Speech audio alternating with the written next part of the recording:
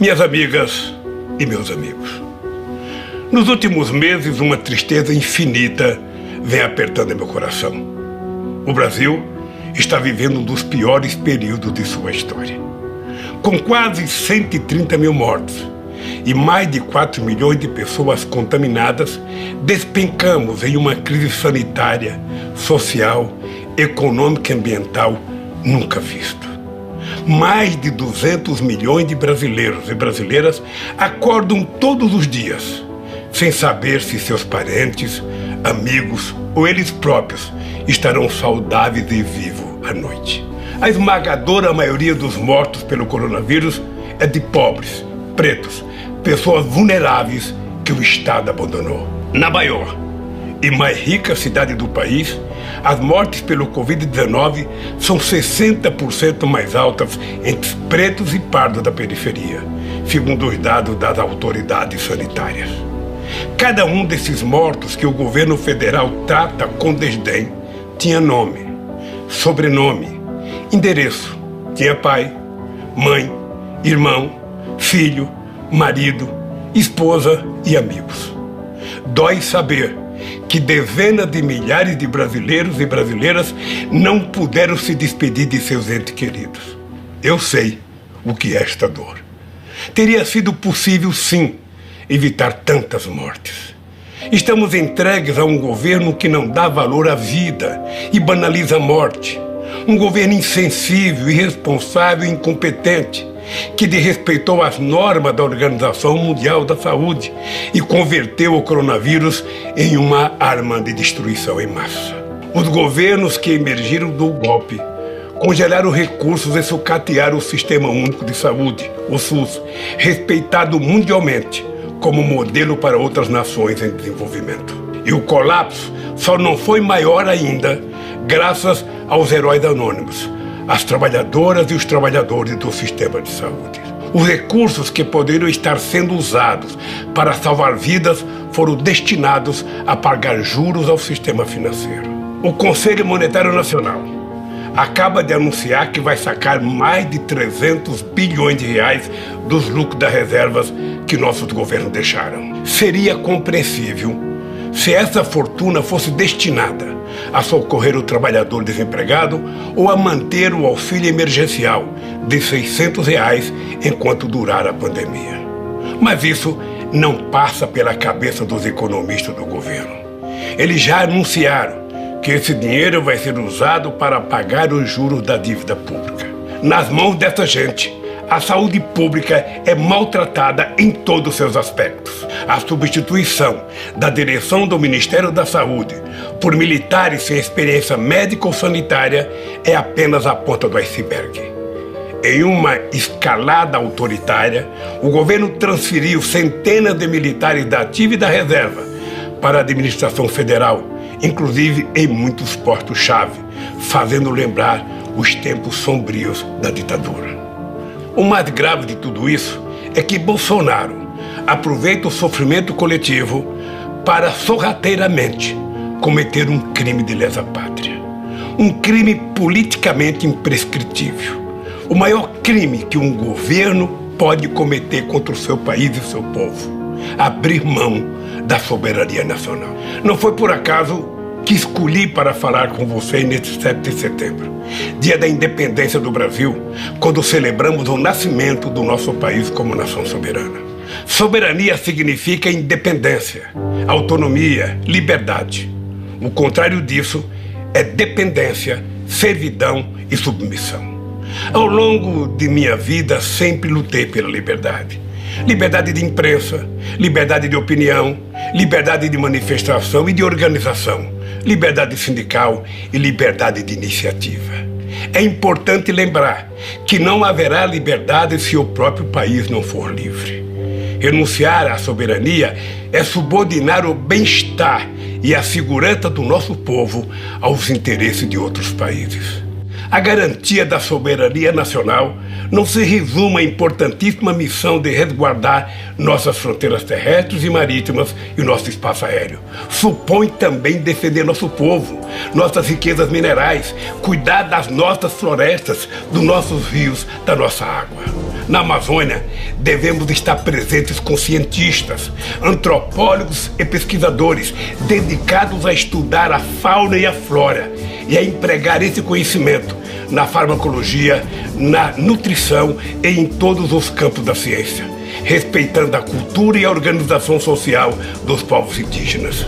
O governo atual subordina o Brasil aos Estados Unidos de forma humilhante e submete nossos soldados e nossos diplomatas a situações vexatórias e ainda ameaça envolver o nosso país em aventuras militares contra os nossos vizinhos, contrariando a própria Constituição para atender aos interesses econômicos e estratégicos militares norte-americanos. A submissão do Brasil aos interesses militares de Washington foi escancarada pelo próprio presidente ao nomear um oficial general das Forças Armadas Brasileiras para servir no Comando Militar Sul dos Estados Unidos, sob as ordens de um oficial americano. Em outro atentado à soberania nacional, o atual governo assinou com os Estados Unidos um acordo que coloca a base aeroespacial de Alcântara sob o controle de funcionários norte-americanos e que priva o Brasil de acesso à tecnologia mesmo de terceiros países. Quem quiser saber os verdadeiros objetivos do governo não precisa consultar manuais secretos da ABIN ou do Serviço de Inteligência do Exército. A resposta está todos os dias no Diário Oficial, em cada ato, em cada decisão, em cada iniciativa do presidente e de seus assessores, banqueiros e especuladores que ele chamou para dirigir nossa economia. Instituições centenárias, como o Banco do Brasil, a Caixa Econômica Federal e o BNDES, que se confundem com a história do desenvolvimento do país, estão sendo esquartejadas e fatiadas ou simplesmente vendidas a preço vil. Bancos públicos não foram criados para enriquecer famílias. Eles são instrumento do progresso, financiam a casa do pobre, a agricultura familiar, as obras de saneamento e a infraestrutura essencial ao desenvolvimento. Se olharmos para o setor energético, veremos uma política de terra arrasada igualmente predadora. Depois de colocar à venda por valores ridículos as reservas do pré-sal, o governo desmantela a Petrobras. Venderam a distribuidora e os gasodutos foram alienados. As refinarias estão sendo esquartejadas. Quando só restarem os cacos, chegarão as grandes multinacionais para arrematar o que tiver sobrado de uma empresa estratégica para a soberania do Brasil. Meia dúzia de multinacionais ameaçam a renda de centenas de bilhões de reais do petróleo e do pré-sal, recursos que constituiriam um fundo soberano para financiar uma revolução educacional e científica. A Embraer, um dos maiores trunfos do nosso desenvolvimento tecnológico, só escapou da sanha entreguista em função das dificuldades da empresa que iria adquiri-la. A Boeing, profundamente ligada ao complexo industrial militar dos Estados Unidos. O desmanche não termina aí. O furor privatista do governo pretende vender na Bacia das Almas a maior empresa de geração de energia da América Latina, a Eletrobras, uma gigante com 164 usinas, 2 delas termonucleares, responsável por quase 40% da energia consumida no Brasil. A demolição das universidades, da educação e o desmonte das instituições de apoio à ciência e tecnologia, promovido pelo governo, são ameaça real e concreta à nossa soberania. Um país que não produz conhecimento, que persegue seus professores e pesquisadores, que corta a bolsa de pesquisa e nega ensino superior à maioria de sua população, está condenada à pobreza e à eterna submissão. A obsessão destrutiva desse governo deixou a cultura nacional entregue a uma sucessão de aventureiros. Artistas intelectuais clamam pela salvação da Casa de Rui Barbosa, da Funarte, da Ancine. A Cinemateca Brasileira, onde está depositado um século da memória do cinema nacional, corre o sério risco de ter o mesmo destino trágico do Museu Nacional. Minhas amigas e meus amigos, no isolamento da quarentena, tenho refletido muito sobre o Brasil e sobre mim mesmo, sobre meus erros e acertos e sobre o papel que ainda pode me caber na luta do nosso povo por melhores condições de vida. Decidi me concentrar ao lado de vocês na reconstrução do Brasil como nação independente, com instituições democráticas, sem privilégios oligárquicos e autoritários, um verdadeiro Estado democrático de direito, com fundamento na soberania popular. Uma nação votada para a igualdade e o pluralismo. Uma nação inserida numa nova ordem internacional, baseada no multilateralismo, na cooperação e na democracia, integrada na América do Sul e solidária com outras nações em desenvolvimento. O Brasil que quero reconstruir com vocês é uma nação comprometida com a libertação do nosso povo, dos trabalhadores e dos excluídos. Dentro de um mês, vou fazer 75 anos. Olhando para trás, só posso agradecer a Deus, que foi muito generoso comigo.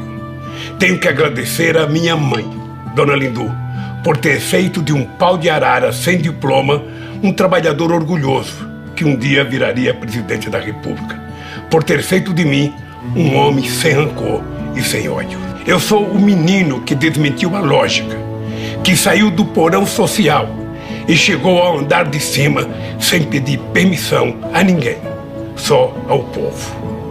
Não entrei pela porta dos fundos, entrei pela rampa principal, e isso os poderosos jamais perdoaram. Reservaram para mim o papel de figurante, mas virei protagonista pelas mãos dos trabalhadores brasileiros. Assumi o governo disposto a mostrar que o povo cabia sim no orçamento.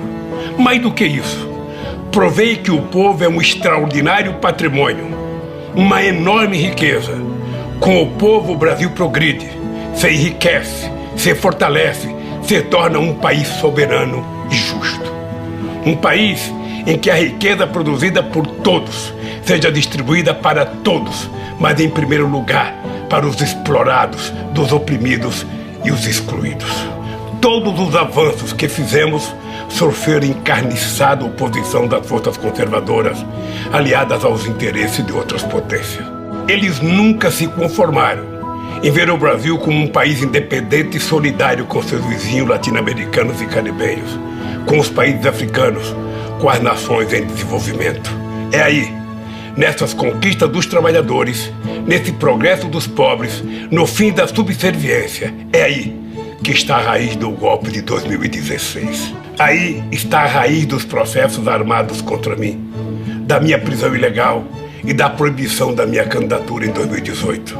Processos que agora todo mundo sabe contaram com a criminosa colaboração secreta de organizações de inteligência norte-americanos. Ao tirar 40 milhões de brasileiros da miséria, nós fizemos uma revolução neste país, uma revolução pacífica, sem tiros nem prisões.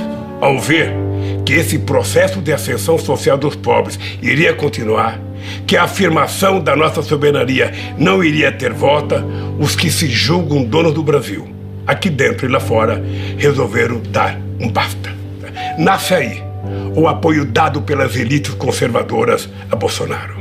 Aceitaram como natural sua fuga dos debates, derramaram rio de dinheiro nas indústrias das fake news, fecharam os olhos para seu passado aterrador, fingiram ignorar seu discurso em defesa da tortura e a apologia pública que ele fez do estupro.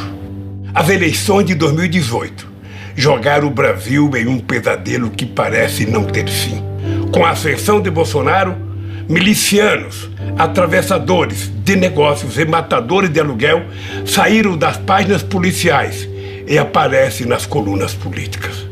Como no filme de terror, as oligarquias brasileiras pariram um monstrengo que agora não consegue controlar, mas que continuarão a sustentar enquanto seus interesses estiverem sendo atendidos.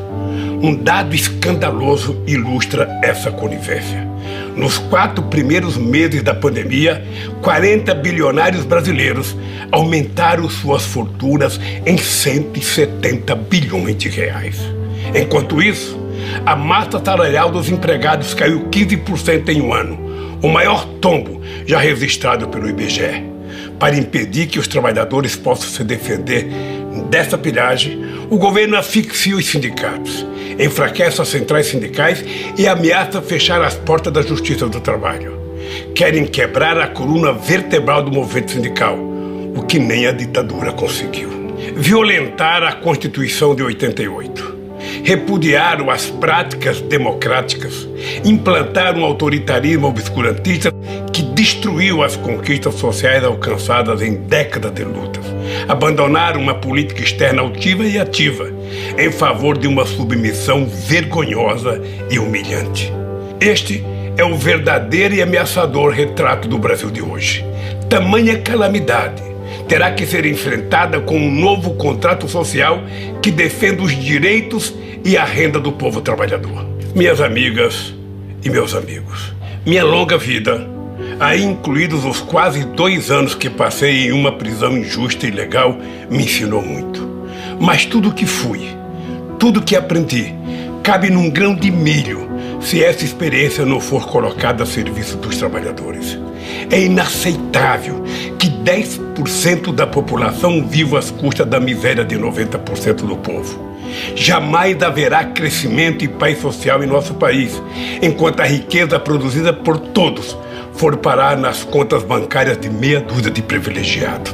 Jamais haverá crescimento e paz social se as políticas públicas das instituições não tratarem com equidade a todos os brasileiros. É inaceitável que os trabalhadores brasileiros continuem sofrendo os impactos perversos da desigualdade social. Não podemos admitir que nossa juventude negra tenha suas vidas marcadas por uma violência que beira genocídio. Desde que vi, naquele terrível vídeo, os 8 minutos e 43 segundos de agonia de George Floyd, não paro de me perguntar: quantos George Floyd nós tivemos no Brasil? Quantos brasileiros perderam a vida por não serem brancos? Vidas negras importam, sim, mas isso vale para o mundo. Vale para os Estados Unidos e vale também para o Brasil.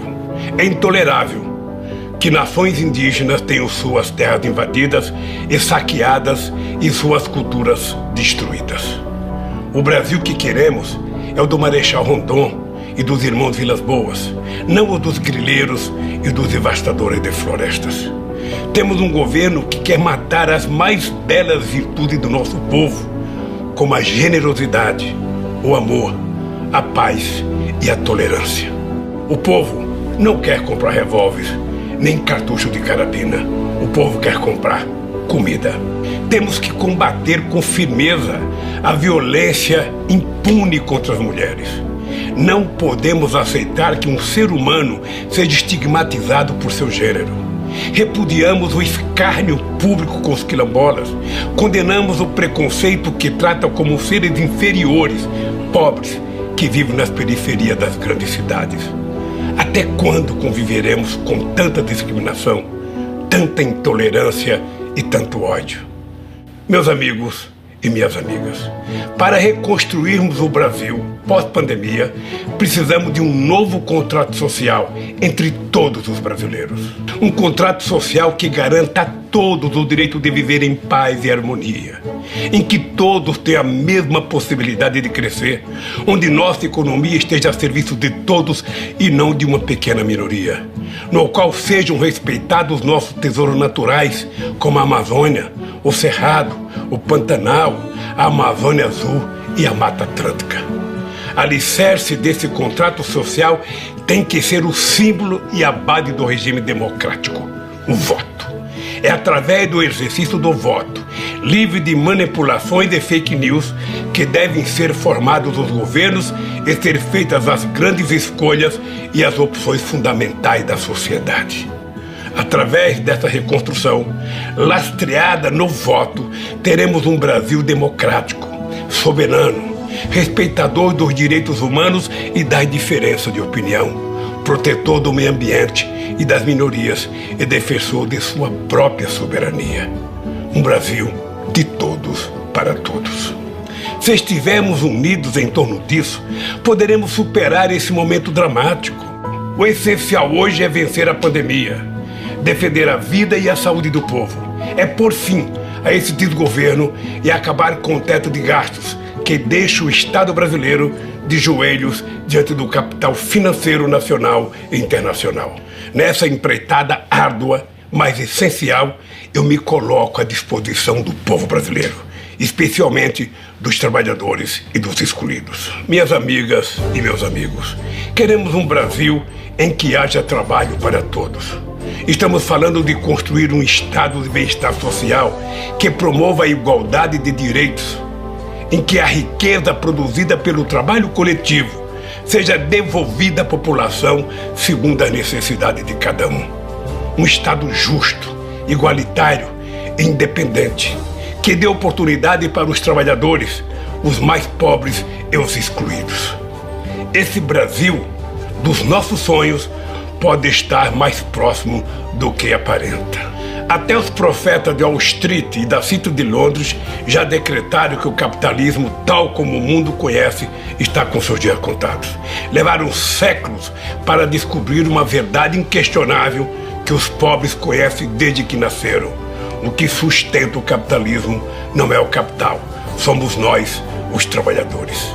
É nessa hora que me vem à cabeça esta frase que li num livro de Victor Hugo, escrito há 1 século e meio, e que todo trabalhador deveria levar no bolso, escrita em um pedacinho de papel para jamais esquecer. É do inferno dos pobres que é feito o paraíso dos ricos. Nenhuma solução, porém, terá sentido sem o povo trabalhador como protagonista. Assim como a maioria dos brasileiros não acredito e não aceito os chamados pactos pelo alto com as elites. Quem vive do próprio trabalho não quer pagar a conta dos acertos políticos feitos no andar de cima. Por isso, quero reafirmar algumas certezas pessoais. Não apoio, não aceito e não subscrevo qualquer solução que não tenha participação efetiva dos trabalhadores. Não contem comigo para qualquer acordo em que o povo seja mero coadjuvante. Mais do que nunca, estou convencido de que a luta pela igualdade social passa sim por um processo que obriga os ricos a pagar impostos proporcionais às suas rendas e às suas fortunas. E esse Brasil, minhas amigas e meus amigos, está ao alcance das nossas mãos. Posso afirmar isso olhando nos olhos de cada uma e de cada um de vocês. Nós provamos ao mundo que o sonho de um país justo e soberano pode sim se tornar realidade. Eu sei, vocês sabem, que podemos de novo fazer do Brasil o país dos nossos sonhos. E dizer do fundo do meu coração, estou aqui, vamos juntos reconstruir o Brasil. Ainda temos um longo caminho a percorrer juntos. Fiquem firmes, porque juntos nós somos fortes. Viveremos e venceremos.